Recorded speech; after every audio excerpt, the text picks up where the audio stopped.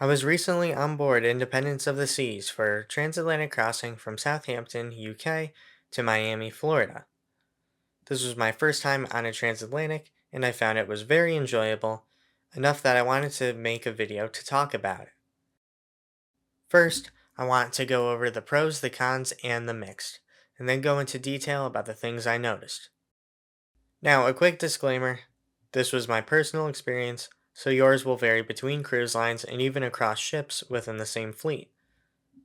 Now let's get into it.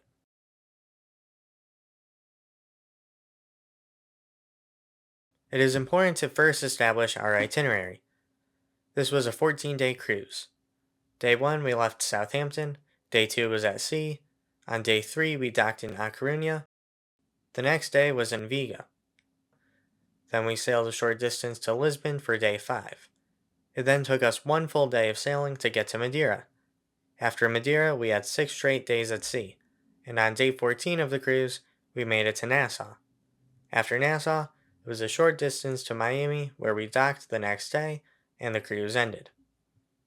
Now that you have the background, let's get into the positives. To start off, the sail out from Southampton was very unique. The port is situated on an estuary a few miles inland. Once we got out of that, we sailed by the Isle of Wight. On night 1 or 2, we were close enough to see what I'm pretty sure was the coastline of France. The scenery in the European port stops was fantastic. Even if you stayed on the ship, you could see the cities right there on the water. Pro number 2. Transatlantic crossings are economically a better value. If you math it out, a transatlantic cruise on average costs less per night than a 7-day or a 4 or 3-day. Positive number 3. Most passengers only had to take one long flight. Almost the entirety of the guests were either American or British. If you were American, you would have flown to the UK to get on the ship, and when the cruise ended, you could take a relatively short flight back home. If you were British, you would take a short flight, train, or bus ride to the cruise port, but then take a 6-hour flight back to the United Kingdom. Going eastbound, it would be the reverse. Either way, airfare is cheaper than it would have been for a round trip between the two nations. Now let's get to pro number 4. Despite the voyage lasting 14 days, there were many activities to do every day throughout the entire ship. It never got stale, the staff never ran out of ideas, it was planned really well. There were a few game shows and events that I had never seen before. There was an event that was a parody of Squid Games called the Squid Trials, which was fun to watch, and an inflatable horse race of sorts on the pool deck. Positive number 5. The change between time zones was gradual. For the majority of the year and the time of this sailing, Britain is 5 hours ahead of the east coast of the United States. Because we were going west, we set our clocks back and gained an hour almost every day of the crossing. Because it was so gradual, I didn't really notice a difference. Now, if we were going east and lost an hour every day, I'm sure everyone would be feeling the effects of that. This leads into a negative, which I think is worth mentioning now. For Americans, the time change worked out because they either got back to US time or only had a few hours left to make up by the time the ship docked. But for the British, they not only had to lose the 5 hours they gained, but because British daylight savings began a week before the US's, they would lose 6 when they got back home. But you either lose 6 hours and are tired at the beginning, or you lose 6 hours at the end of the cruise. Now let's get to the negative. It was a super enjoyable cruise, and I would do it again, but it was not perfect. Firstly, there were pickpockets in Lisbon. This is not necessarily a cruise issue, but it is worth keeping in mind that the excursions may take you to a dodgy area, which could be anywhere in the world. But again, it all depends. Second, there will be a bit of a language barrier in ports with a foreign language. Our excursion in A Coruña went to Santiago, where we stopped for souvenirs. I had confidence in my Spanish because I had studied it for 3 years and learned how to state occupations, greet people, order food, and converse, but I never learned what the word for bag or receipt was, so shopping was a little bit more difficult than I expected, but it worked out. To make matters more complicated, the country of Spain does not all speak the same language.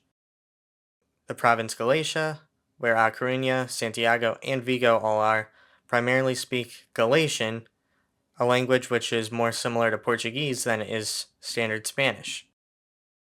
However, most Galicians speak standard Spanish, which is also known as Castilian, but that's another topic. So if you know the official language of the country you're going to, you might be fine. Third negative. This is something which is not unique to the transatlantic cruise, but it was still part of my experience, so I wanted to share it. Weather.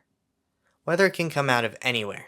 The ship was originally supposed to go to the Azores, which was exciting, but there was a pop-up storm forecasted that could have prevented the ship from docking safely, so the port stop was cancelled multiple days in advance.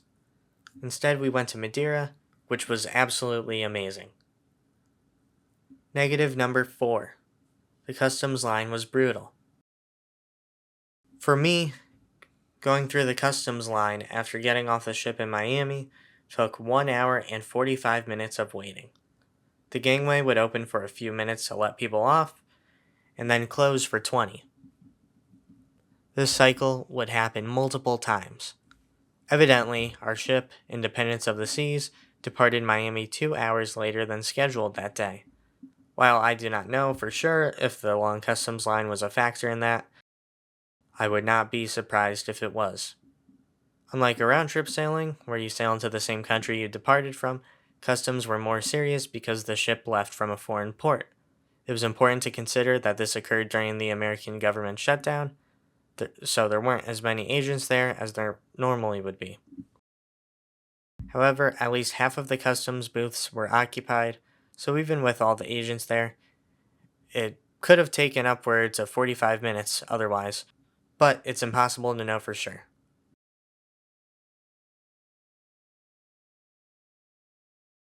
That's it with the cons. Now we move on to the mixed items. These are things that aren't necessarily good or bad, but they could go either way. Item number 1, the food was made differently than on a cruise out of the US. All of the natural stuff like meat, fruit, and vegetables tasted the same, but there were some items that had multiple ingredients that tasted and looked different. The coconut cookies, which are usually thin and airy, were thick, solid, hockey puck shaped. They were more traditional and British style. I got a sandwich and it came on grilled bread, which I was not expecting. It's just something to be aware of if you don't normally sail out of a certain port. There were some foods in the Windjammer buffet I don't remember seeing on sailings outside of the US, including plums, black pudding, and scones. In my experience, I liked having the variety. Mixed point number 2, the behavior of the ocean. I had heard for years that transatlantic crossings are choppy, but I did not have that experience at all. The day after we departed from Madeira was rough, but in the days following, I barely felt any movement. It was very smooth. This is in the mixed category because 1, it will be different depending on your route and weather, and 2, some passengers prefer a bit of rocking.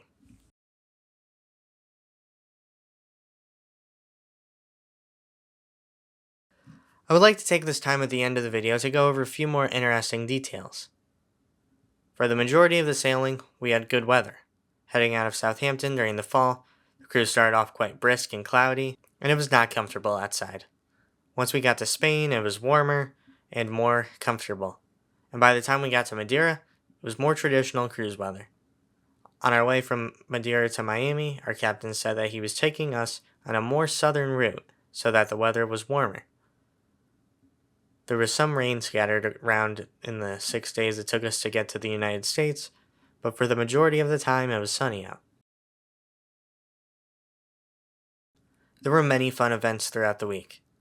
There was a 70s themed night, a James Bond themed night, and a Halloween themed night. With such a long cruise, nothing got stale. I didn't mind having 6 straight days at sea. At times it did feel long, but not in a bad way. It didn't seem like they had to manage the food they had on board, because they still put out the same amount. According to the staff captain, fuel was not a concern either. The journey from Madeira to Nassau, he said, required only 45% of the fuel capacity, so there was more than enough spare fuel if needed. To sum it up in short, I really enjoyed going on a transatlantic crossing. It wasn't flawless, and it may not be what you're looking for, but there are also other options out there. There were some differences to a round-trip sailing, but most were not too drastic. Thank you for watching. This is Embarkation Day, and I wish you smooth sailing.